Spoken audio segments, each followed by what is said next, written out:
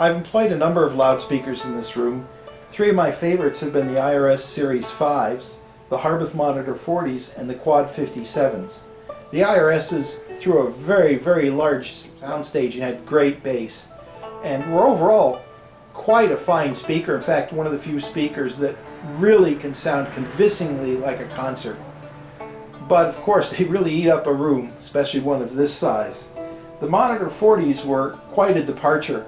They were smaller, more focused, and probably a little better in terms of tonality, but didn't throw anywhere near the soundstage or give you that concert hall feeling in quite the same way the IRSs did. The Quads were quite a combination of the two in a way. Certainly no bass compared to the big IRSs, but what they did was so right that you just didn't worry about that kind of stuff and sat back and enjoyed the beautiful music that they made. The Magnepans provide quite a contrast to the speakers I mentioned before. Like the IRSs, they make a large soundstage, which is one thing I particularly like about them. The bass is, of course, not in IRS territory, but is quite adequate for most home listening, in my view. They don't have the focus or quite the tonality of the Harbuths, but they do quite well along those lines, and that's part of what they've been working on over the years at Magnepan to improve. The biggest difference between the current MG 3.7 and its predecessor, the MG 3.6, is the employment of quasi-ribbons in the mid-range and bass of the loudspeaker. This has made a very significant difference because it's brought those drivers more in line with the quality of the ribbon tweeter, which has always been one of the top tweeters out there in audio land.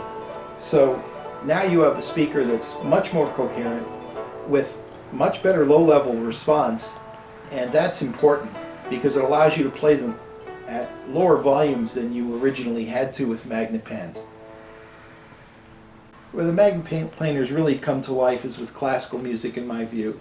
The combination of the big sound stage, the convincing tonality, and just the low-level resolution that these have compared to the earlier ones really makes for an enjoyable experience with live unamplified music. So let's do some listening. From Ma Recordings, we have Jean Ting from her album Voice of the People.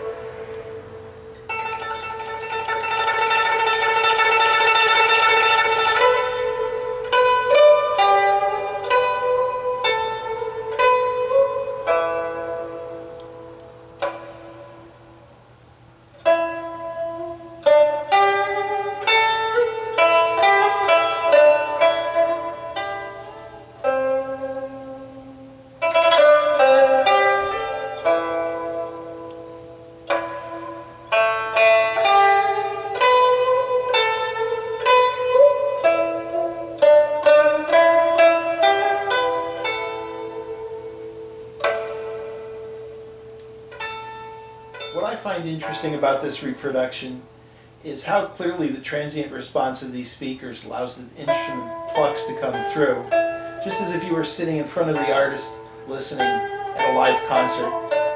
Now let's listen to something with a little more guts. The Bach Cello Suites, No. 1 in G, played by Martin Zeller on Ma Recordings.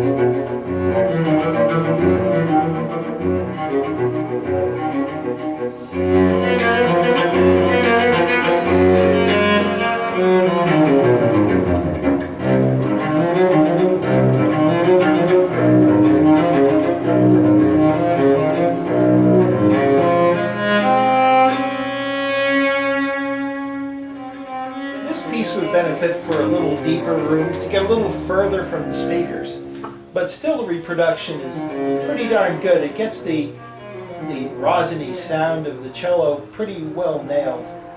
And again, solo cello is pretty tough to record and it's pretty tough to reproduce. The Magnepan does a very credible job here. In conclusion, I think it's safe to say that Magnepan has continued their winning streak with the 3.7s. It's maintained their reputation for quality and reasonable cost for what you get. You don't even particularly need a megabuck amplifier. A better amplifier will certainly give you better performance, but even something as solid as Medusa will do a wonderful job on them.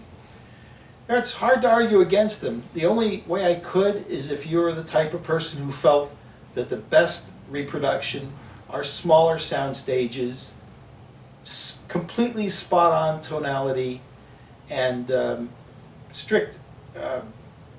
strictly reproduction of what's on the recording. The Magnepan adds a little bit, but it adds what makes the speaker sound more the gestalt of a live concert, and that's what I like about it.